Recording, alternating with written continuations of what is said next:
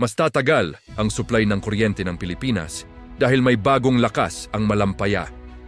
Opisyal nang nagbibigay ng bagong enerhiya ang Camago 3 well na nagpapalakas sa Malampaya gas field, ang pangunahing pinagkukunan ng kuryente sa Luzon. Ibig sabihin nito, mas matatag na power supply, mas kaunting pagdepende sa imported fuel at proteksyon laban sa pagtaas ng presyo ng langis sa mundo. Ayon kay Pangulong Ferdinand R. Marcos Jr., ito ay enerhiyang kontrolado ng Pilipinas.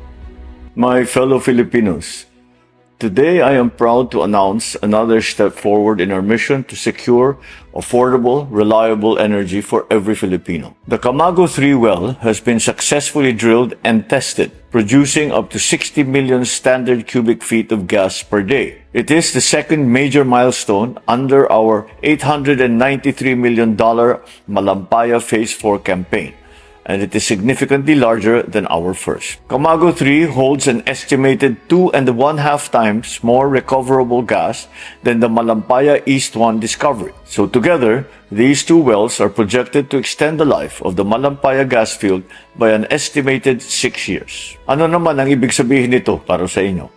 It means more power, steadier power, and cheaper power. Malampaya gas costs us roughly 4 pesos and 80 centavos per kilowatt hour. Imported LNG costs 10 pesos and 30 centavos.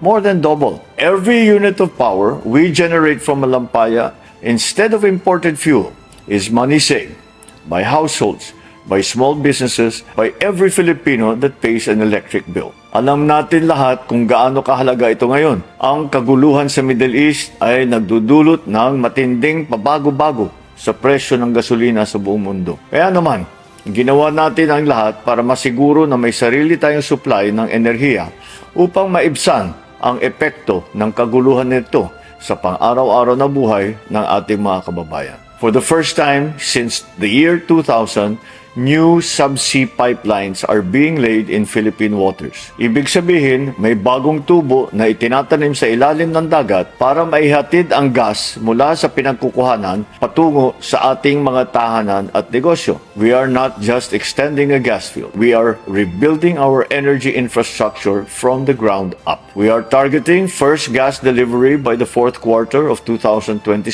And we are not stopping there. The next well, Bagong Pag-asa, sits 30 kilometers north of Malampaya and is already in the works. This is indigenous energy. It is ours. This is our future. And it is how we protect every Filipino from the burden of rising global fuel prices. Maraming salamat.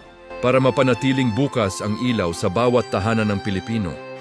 Habang tumataas ang global fuel prices, pinapalakas naman ng bansa ang sariling enerhiya. Mas maliwanag na kinabukasan, mas siguradong supply ng kuryente. Comment Spotted kung gusto mo ng ganitong updates.